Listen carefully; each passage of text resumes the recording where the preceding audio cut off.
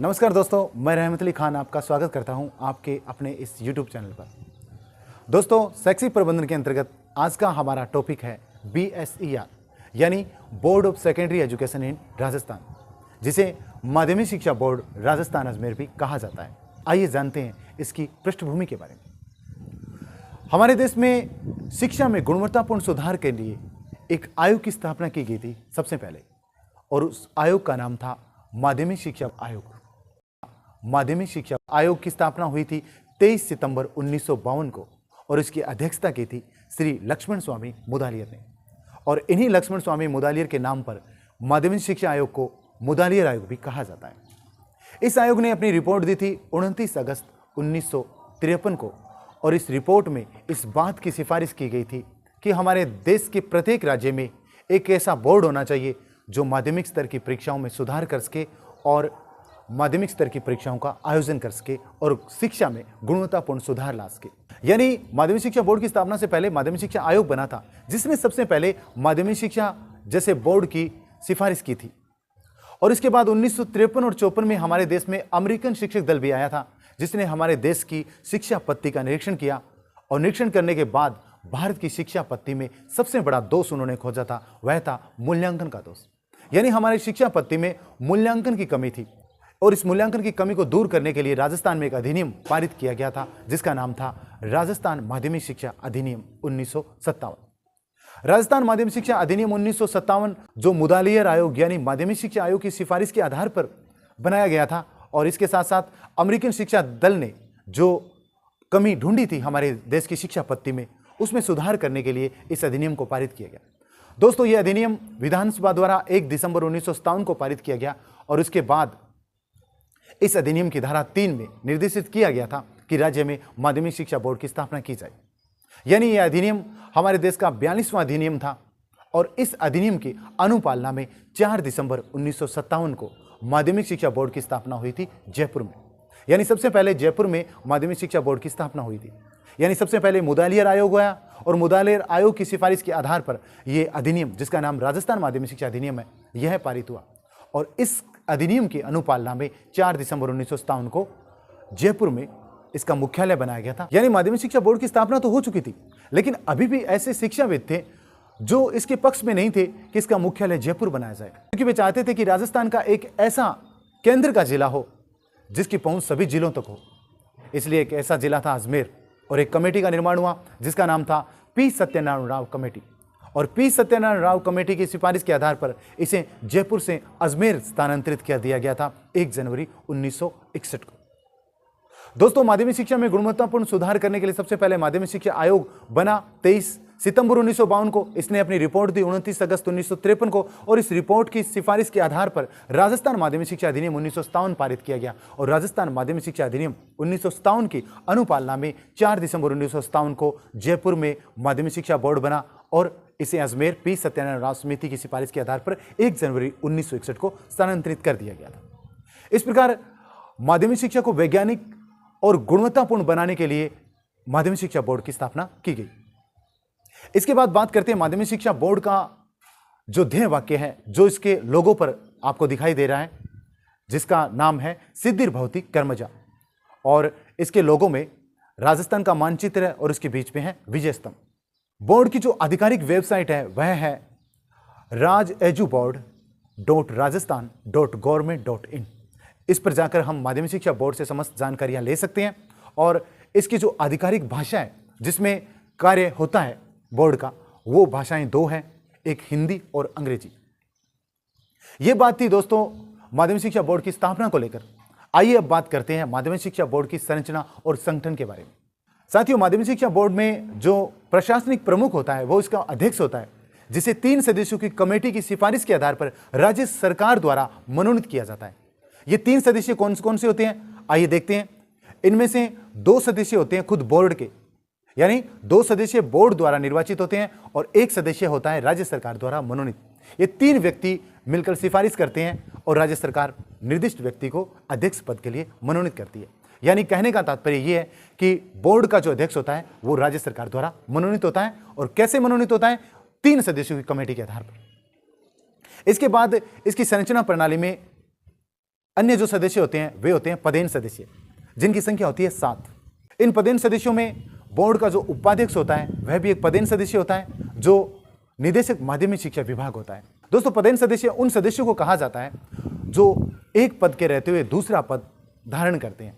यानी माध्यमिक शिक्षा का जो निदेशक होता है, एक और तो निदेशक होता है माध्यमिक शिक्षा विभाग का, दूसरी ओर वह इस बोर्ड का उपाध्यक्ष भी होता है। यानी एक पद पर रहते हुए जब दूसरा पद किसी व्यक्ति द्वारा धारण किया जाता है तो उसे पदेन सदस्य कहा जाता है।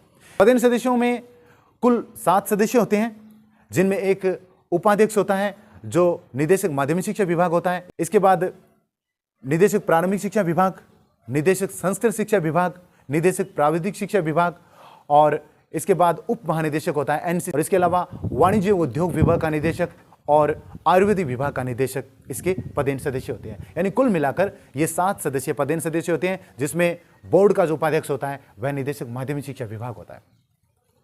पदेन सदस्यों के बाद 7 निर्वाचित सदस्य होते हैं। ये निर्वाचित सदस्य विभिन्न निर्वाचन प्रणालियों के द्वारा निर्वाचित होते हैं, जिनकी संख्या 7 होती है। आइए जानते हैं कि 7 सदस्य कौन कौन से होते हैं। दोस्तों, 2 सदस्य होते हैं राजस्थान विश्वविद्यालय जयपुर के अंतर्गत स्थापित जो महाविद्यालय है, उनके प्रोफेसर और प्राचार्य, जिनका चुनाव विश्वविद्यालय की सीनेट के द्वारा किया जाता है। यहां से 2 सदस्य आते हैं, जिनमें एक पुरुष और एक महिला होती है। 3 सदस्य होते हैं राजस्थान के अन्य जो राजकीय विश्वविद्यालय हैं, यानी जयपुर विश्वविद्यालय को छोड़कर अन्य जो शेष राजकीय विश्वविद्यालय हैं उनके विशेषज्ञ होते हैं। और ये विभिन्न 3 क्षेत्रों के विशेषज्ञ होते हैं, कला, वाणिज्य और विज्ञान वर्ग से आते हैं। इसके अलावा 2 सदस्य होते हैं राजस्थान शिक्षक संघ के प्रतिनिधि। ये अपने प्रतिनिधियों को चुनकर बोर्ड में भेजती है। इस प्रकार कुल जो विभिन्न निर्वाचन प्रणालियों द्वारा निर्वाचित सदस्य होते हैं उनकी संख्या होती है 7। इसके बाद होते हैं मनोनयन सदस्य। राज्य सरकार द्वारा जिनका मनोनयन किया जाता है उनकी संख्या होती है 17। और इसके अलावा 2 सदस्य विधानसभा अध्यक्ष द्वारा मनोनीत होते हैं। इसके बाद जो अन्य प्रकार के सदस्य होते हैं वह होते हैं प्रतिष्ठित सह आवरण सदस्य, यानी शिक्षा शास्त्री सदस्य, जो राज्य के जाने माने शिक्षाविद होते हैं। साथियों, इनकी संख्या 2 होती है। यानी ये ऐसे शिक्षाविद होते हैं इनका शिक्षा के बारे में लंबा अनुभव होता है। इस प्रकार कुल जो मूल ढांचा है बोर्ड का, उसमें कुल 36 सदस्य होते हैं। लेकिन एक नई बात सामने आई दोस्तों 2018 से। 2018 में हमारे राजस्थान के राज्यपाल श्री कल्याण सिंह ने 5 नए सदस्यों को शामिल किया गया। यानी इन 5 सदस्यों को मिलाकर जो संख्या हो गई थी 2018 में, वो हो गई थी 41। वर्तमान में उनका जो कार्यकाल है वो समाप्त हो चुका है। इस प्रकार बोर्ड का जो संरचनात्मक ढांचा है उसमें 36 व्यक्ति होते हैं, 36 सदस्य होते हैं, जिनमें एक अध्यक्ष होता है, 7 पदेन सदस्य होते हैं, 7 ही निर्वाचित सदस्य होते हैं और 17 राज्य सरकार द्वारा मनोनीत होते हैं, 2 विधानसभा अध्यक्ष द्वारा और 2 प्रतिष्ठित सह आवरण सदस्य जो जाने माने शिक्षाविद होते हैं। आइए अब बात करते हैं इस बोर्ड के मुख्य पदाधिकारियों के बारे में। बोर्ड के मुख्य पदाधिकारियों में नाम आता है बोर्ड अध्यक्ष का, यानी बोर्ड चेयरमैन, बोर्ड सचिव यानी बोर्ड सेक्रेटरी और बोर्ड उपाध्यक्ष। आइए इनके बारे में थोड़ी थोड़ी जानकारी लेते हैं। पहले बात करते हैं बोर्ड अध्यक्ष यानी बोर्ड चेयरमैन की। दोस्तों, बोर्ड अध्यक्ष बोर्ड का मुख्य प्रशासनिक अधिकारी होता है। जैसा कि बताया गया है कि यह राज्य सरकार द्वारा मनोनीत होता है और राज्य सरकार ऐसे व्यक्ति को मनोनीत करती है जो 3 सदस्यों की कमेटी की सिफारिश के आधार पर होता है। ये 3 सदस्य 2 बोर्ड के होते हैं और 1 होता है राज्य सरकार द्वारा मनोनीत। ये 3 सदस्य मिलकर सिफारिश करते हैं और निर्दिष्ट व्यक्ति को अध्यक्ष बनाया जाता है। अध्यक्ष सहित सदस्यों का जो कार्यकाल है वो 3 वर्ष होता है। इसके बाद हम बात करते हैं बोर्ड अध्यक्ष की शक्तियों के बारे में। बोर्ड अध्यक्ष जैसा कि प्रशासनिक प्रमुख होता है, वह अधिवेशनों को बुलाता है और उनकी अध्यक्षता करता है। इसके अलावा जो अधिनियम बना है उसकी निष्ठापूर्वक पालन करता है और दूसरे सदस्यों से भी इसकी पालना करवाता है।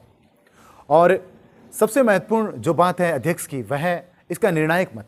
यानी जब बराबर मत की उपस्थिति हो जाती है किसी मुद्दे को लेकर, तब अध्यक्ष अपना निर्णायक मत दे देता है। इसके बाद बात करते हैं बोर्ड सचिव यानी बोर्ड सेक्रेटरी की। बोर्ड सेक्रेटरी जो बोर्ड का मुख्य कार्यपालक अधिकारी होता है। बोर्ड में सबसे महत्वपूर्ण पद की बात की जाए तो बोर्ड सचिव ही होता है और इसको राज्य सरकार द्वारा नियुक्त किया जाता है और यह एक आरएएस अधिकारी होता है। आइए बात करते हैं बोर्ड सचिव की शक्तियों की। जैसा कि बोर्ड सचिव बोर्ड का मुख्य कार्यपालक अधिकारी होता है, इसे अधिवेशन में भाग लेने की अनुमति तो होती है लेकिन मत देने की अनुमति नहीं होती। इसका कारण क्या है? इसका कारण यह है कि बोर्ड सचिव होता है वो बोर्ड का सदस्य नहीं होता है, बल्कि उसे राज्य सरकार द्वारा नियुक्त किया जाता है। इसलिए उसे बोलने की स्वतंत्रता तो है, अधिवेशन में भाग लेने की स्वतंत्रता तो है, लेकिन मत देने की स्वतंत्रता नहीं है। जिस प्रकार अध्यक्ष को मत देने की स्वतंत्रता होती है, अन्य सदस्यों को स्वतंत्रता होती है, लेकिन बोर्ड सचिव को स्वतंत्रता नहीं है मत देने की। इसका कारण यही है कि यह बोर्ड के सदस्य नहीं होता है। अगर प्रश्न परीक्षा में पूछा जाए कि सचिव सहित सदस्यों की संख्या कितनी है, तब इसका उत्तर होगा 37। यानी बात की जाए बोर्ड के मूल संरचनात्मक ढांचे की, तो उसमें 36 ही सदस्य होते हैं। बात करते हैं बोर्ड उपाध्यक्ष की। बोर्ड उपाध्यक्ष जो एक पदेन सदस्य होता है, और बोर्ड का जो उपाध्यक्ष होता है वह निदेशक माध्यमिक शिक्षा विभाग होता है, और यह अध्यक्ष की अनुपस्थिति में कार्य करता है। दोस्तों, कई बार जब स्थायी अध्यक्ष का निर्वाचन नहीं हो पाता है किसी कारणवश, या उसे बर्खास्त किया जाता है, या स्थायी अध्यक्ष अपने पद से इस्तीफा दे देता है, तब ऐसी स्थिति में क्या किया जाए? तब ऐसी स्थिति में राज्य सरकार प्रशासक नियुक्त करती है, और यह प्रशासक आईएएस अधिकारी होता है। तो दोस्तों, इस वॉल्यूम में हमने बात की माध्यमिक शिक्षा बोर्ड की स्थापना को लेकर, उसके संरचनात्मक ढांचे को लेकर और उसके मुख्य पदाधिकारियों को लेकर। अगली वॉल्यूम में हम बात करेंगे बोर्ड की प्रमुख समितियों के बारे में और उनके कार्यों के बारे में। तब तक के लिए दीजिए इजाजत रहमत अली खान को।